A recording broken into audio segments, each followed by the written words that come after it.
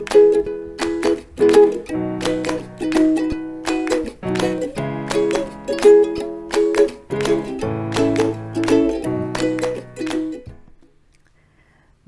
et merci de votre présence pour ce nouveau cycle annuel ayant pour thème « Répondre à l'appel de la paix sur Terre ». Il est dit que la paix et la sécurité dans le monde est un idéal humaniste ou religieux de paix pour toute l'humanité. En 2022, Antonio Guterres, secrétaire général de l'ONU, appelait à une paix mondiale aux multiples facettes. Paix entre les êtres humains, par le dialogue et la résolution des conflits. Paix avec la nature et le climat, pour un monde plus durable. La paix dans les foyers, source de sécurité et de dignité pour les femmes et les filles. La paix dans nos rues et nos communautés, avec une pleine protection de tous les droits humains. Un Internet sans discours de haine ni insulte. Avant d'exhorter le monde à placer la paix au cœur de ses paroles et de ses actes. Nous pouvons alors nous questionner, puisque la guerre présente dans différents pays du globe nous montre toute notre difficulté à vivre ensemble, quant à savoir pourquoi ces paroles, auxquelles nous adhérons si facilement, nous sont si difficiles à mettre en œuvre. Questionnons-nous alors sur ce que sont la paix et la guerre. Guerre et paix semblent s'inscrire dans une alternance, nous laissant à penser que l'un ne va pas sans l'autre. Mais qu'est-ce que la guerre, si ce n'est la dégénérescence d'un conflit? Un conflit marque la reconnaissance de la présence d'une relation à l'autre. Il ouvre alors la voie, soit à la possibilité de découvrir un nouvel accord, en élevant les deux entités dans un plus grand bien commun, et nous aurons l'occasion d'approfondir ce point de vue au cours de l'année, soit à une guerre. Ces entités se déclarant incompatibles et refusant l'union, elles s'affrontent avec violence et destruction jusqu'à la victoire en force et temporaire de l'un au détriment de l'autre. Ainsi, si le conflit peut être un formidable tremplin pour se rencontrer et se découvrir des points communs permettant d'avancer ensemble dans une même direction, la guerre, quant à elle, met en évidence un parti pris dirigé par des intérêts personnels. Affichant un désordre relationnel, la guerre, avant d'être déclarée, est précédée de revendications et d'ultimatums, auxquels s'ajoutent chantage et menaces si les revendications ne sont pas respectées. Si la guerre peut être suspendue par des trêves ou des armistices, elle se termine lorsque l'un des partis capitule. Un traité de paix est alors signé, accordant ou refusant les revendications initiales avec des compensations. L'on parle alors d'un retour à un état de paix. Mais est-ce vraiment la paix pour autant, si le conflit se résout dans une relation perdant-gagnant? On peut alors se demander quelle est la cause fondamentale au conflit.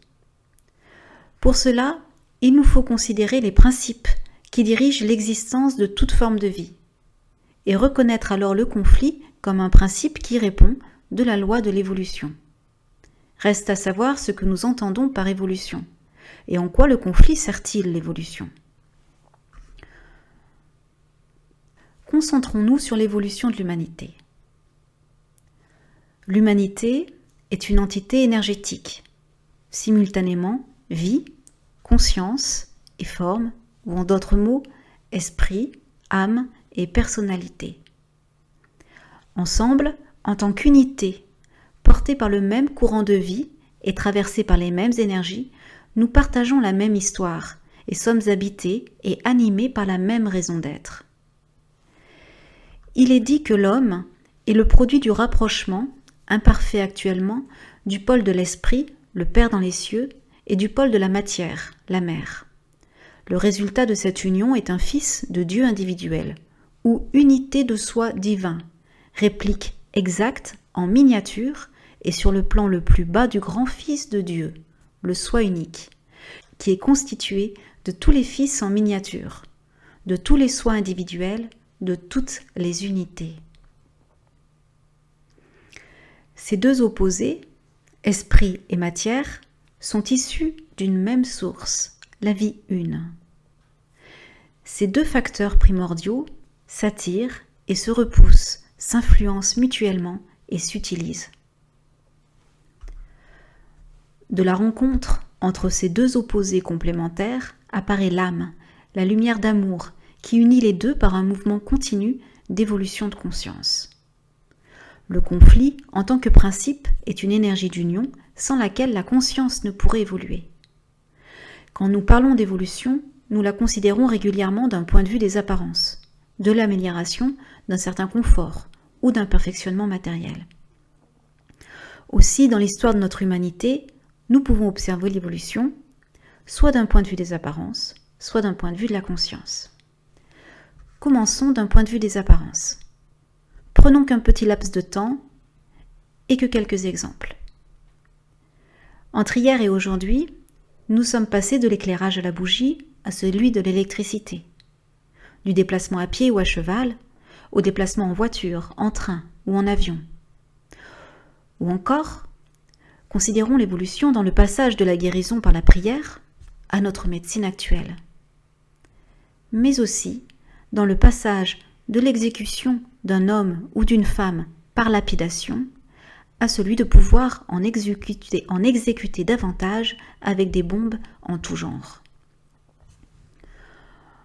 On est alors en droit de se demander si l'amélioration du confort de l'existence, pour un grand nombre d'individus, parallèlement à celui du pouvoir de détruire plus largement des vies humaines et subhumaines, est véritablement une avancée. Poursuivons alors par la considération de l'évolution d'un point de vue de la conscience. Pour cela, il nous faut prendre de la hauteur et non plus considérer cette évolution d'un point de vue objectif, mais d'un point de vue subjectif. L'humanité évolue de cycle en cycle, par l'impression et l'expression de certaines grandes idées, instillées en son sein par des penseurs éclairés de différents degrés, et des avatars qui par leur vie sont des intermédiaires entre le Très-Haut, soit le plan divin, et l'humanité. Les plus connus sont le Bouddha et le Christ qui par leur existence témoignèrent de la présence divine en l'âme humaine incarnée. À leur époque, ils portèrent à l'humanité des idées nouvelles. Celle d'un Dieu immanent fut transmise par le Bouddha, avec entre autres la nécessité d'apprendre à s'émanciper de la souffrance en se détachant du désir, et celle de l'amour divin comme but et objectif de la création nous fut transmise par le Christ.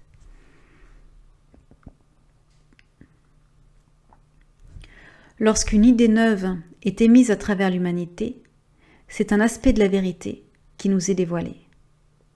Sa puissance impulse un progrès de groupe considérable, initiant une nouvelle ère pour l'ensemble des terriens.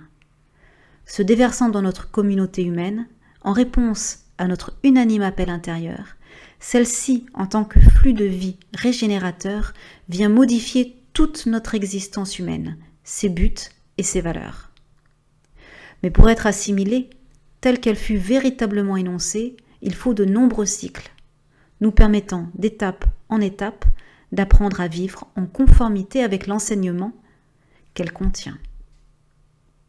Alors seulement, celle-ci apparaît dans nos différents secteurs d'activité humaine.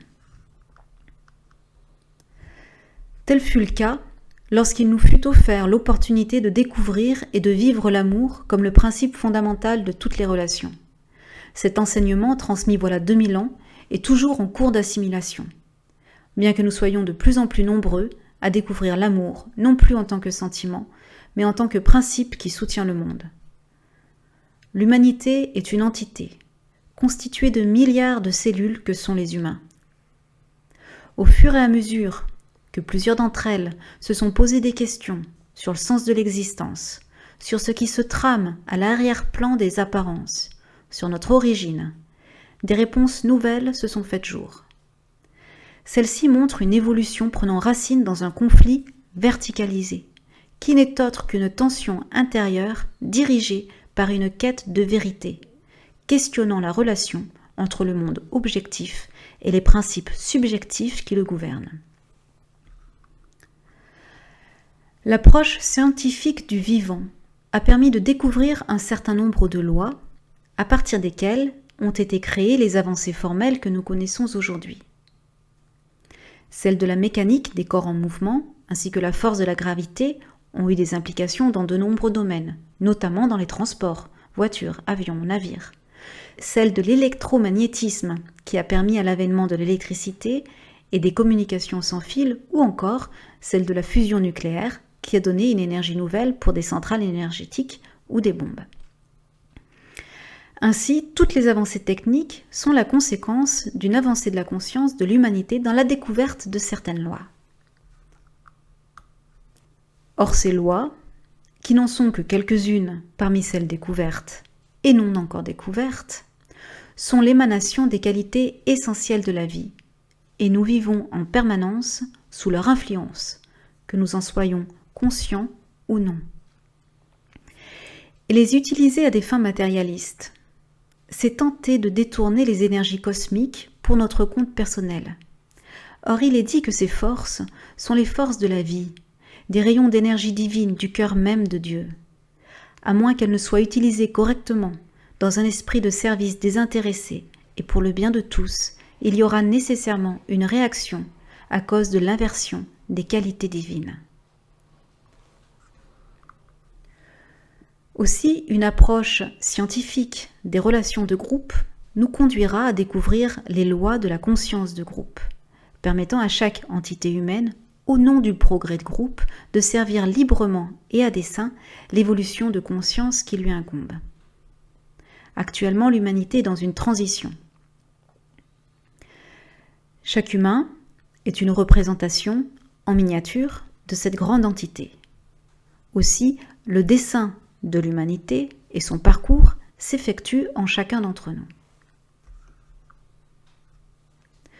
De nombreuses cellules, unies intérieurement à l'ensemble, considèrent l'évolution d'un point de vue spirituel.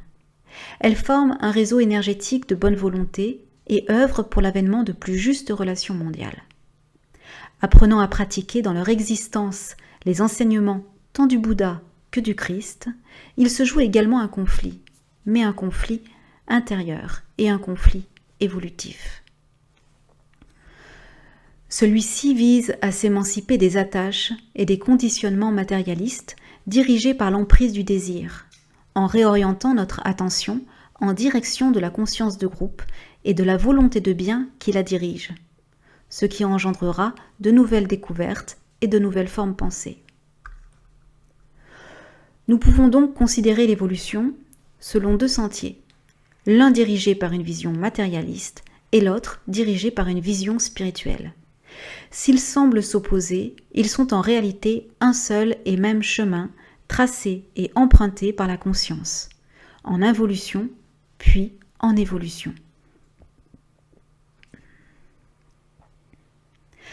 Macrocosme et microcosme étant fondamentalement un, si au sein de l'humanité, où de nombreuses cellules vivent sous l'emprise de l'intérêt personnel qui engendre les guerres, il en est de même en soi, où tout n'est pas pur amour et volonté de bien manifestée, car de nombreuses cellules sont encore sous le joug de notre égoïsme, voire de nos instincts, ce qui se manifeste par la satisfaction de nos désirs pulsionnels, agissant alors à l'encontre de nous-mêmes.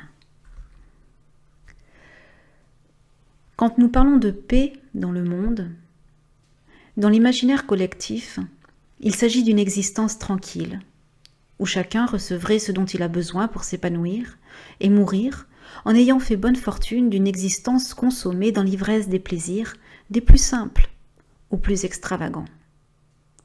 Une ère sans conflit, dans une entente cordiale, où le calme offrirait la possibilité de vivre paisiblement chaque jour sans se soucier des lendemains. Mais cette paix n'engendrerait-elle pas un monde voué à l'immobilisme, où toute avancée serait cloisonnée dans le confort du déjà existant? Et alors que dire lorsque les bruits de bouche, un embouteillage, une chaussette mal rangée ou l'arrivée en retard d'une collègue nous font réagir au point de perdre notre état de sérénité? Une paix aussi temporaire, dépendant du contexte extérieur. Est-ce vraiment la paix? Nous verrons au fil des mois que répondre à l'appel de la paix sur Terre est la note fondamentale qui dirige l'avancée de notre humanité et que cela nous engage sur le chemin du service, de la volonté spirituelle de l'entité planétaire, en s'offrant comme relais à l'énergie de l'esprit de paix. Et cela n'est possible qu'ensemble, en tant qu'ensemble. Aussi, afin que la paix règne sur Terre, il est nécessaire que nous apprenions à avancer sur le chemin du retour à l'unité et découvrir la vérité qui nous unit. Car telle la lumière du soleil qui éclaire nos pas, la vérité est la source lumineuse qui guide notre évolution sur le sentier de la vie. En cela, il nous faut apprendre à ouvrir notre cœur à la vérité, qui est le thème de ce mois. En cette période où le mental s'éveille, la vérité se trouve au cœur de tous les sujets, pour mettre la lumière sur les injustes relations que nous voyons dans le monde. Veillons alors collectivement et individuellement à ne plus se laisser tromper et manipuler par le mensonge.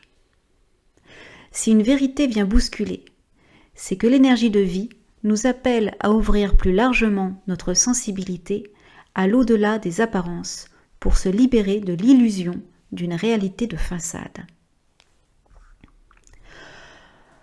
En se considérant séparés les uns des autres, selon le point du monde dans lequel l'être a projeté sa vie en incarnation, la réalité semble bien différente pour chacun et chacune d'entre nous. Cependant, si nous considérons la réalité d'un point de vue de notre adelphité fondamentale, alors, quel que soit le point du monde où nous sommes physiquement présents, nous partageons la même réalité. Dans cet espace intérieur de liberté solidaire, servir la vérité, c'est répondre de notre essence divine, en se faisant passeur de tout ce qui peut venir en aide à nos semblables.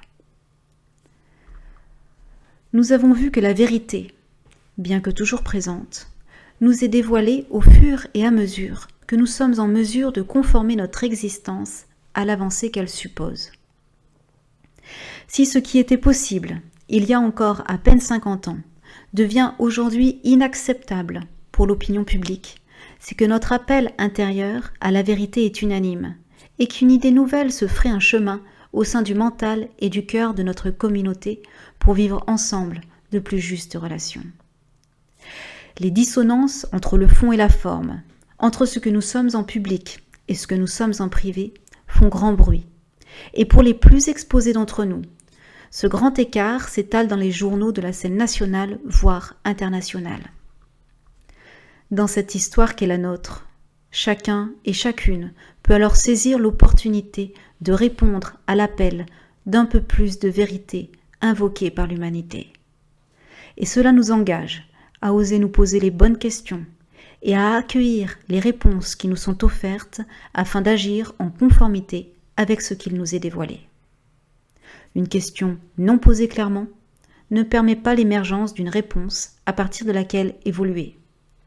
Aussi le conformisme ni ne pose question, ni ne remet en question, demeurant dans une accoutumance aveugle à des pratiques passéistes. Gonflés de l'orgueil d'une autosuffisance, dans l'irrespect des lois de la conscience de l'ensemble, nous sommes alors prêts à prouver que nous avons raison et à clamer en toute bonne ou mauvaise foi notre innocence, sans reconnaître le mal de nos habitudes. Qu'est-ce que se targuer d'avoir raison, si ce n'est s'avilir en asservissant autrui à notre supériorité illusoire, en relayant des réponses toutes faites, nourries par les préjugés de nos croyances non réinterrogées. Nombre de nos conflits guerriers au quotidien ont pour germe l'orgueil, qui mis au grand jour, à chaque fois que nous préférons nous taire, convaincus qu'on ne sera pas compris, ou au contraire, en entrant dans des explications sans fin afin d'être bien compris. Mais si l'orgueil se démasque facilement lorsqu'on se met en avant, en partageant ou en cachant un point de vue auquel nous sommes attachés, il est tout aussi présent lorsque nous jouons les indifférents ou les offusqués devant la brutalité des paroles et des actes d'autrui sans voir les nôtres. Sans parler de l'orgueil qui sournoisement se cache à chaque fois que nous ne parvenons pas à s'accepter soi-même ou se pardonner une faute commise. L'orgueil prenant racine dans la tentation d'appropriation de la vérité, il est manque de respect envers ce qui nous dépasse, et manque de respect envers soi-même et notre prochain. Ainsi l'orgueil est une porte ouverte à la haine.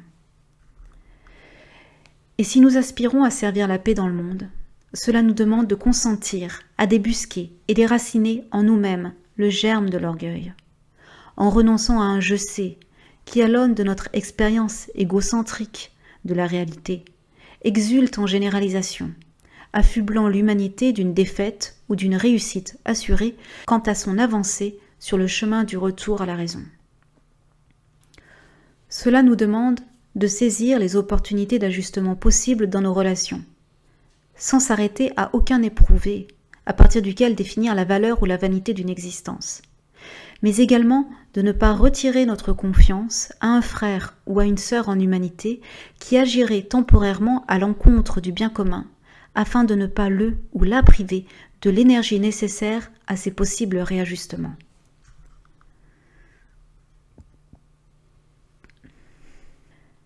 La hiérarchie des êtres qui nous précèdent en conscience, que nous les appelions les maîtres de sagesse, les frères aînés de l'humanité ou encore la grande loge blanche, sont passés par l'étape de l'égoïsme humain.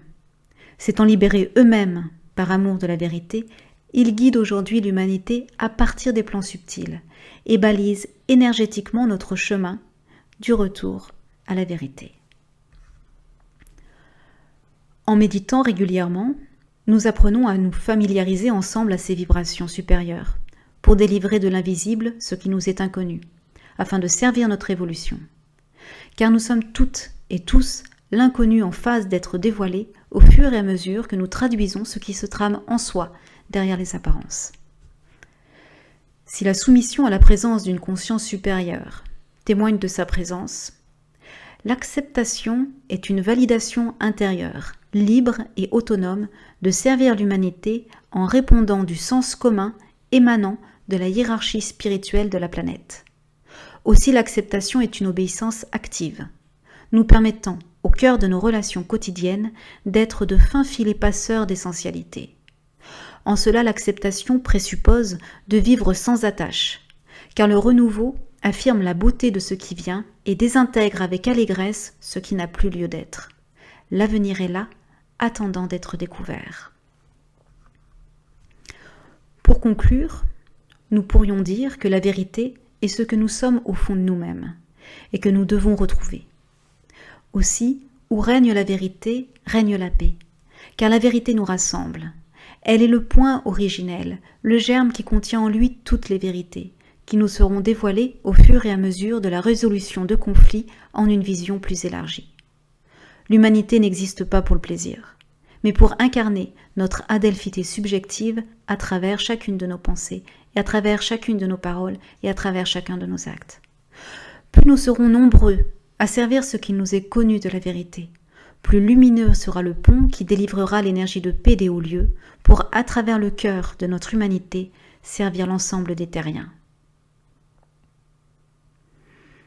Nous vous remercions de votre écoute, de votre présence, et à bientôt.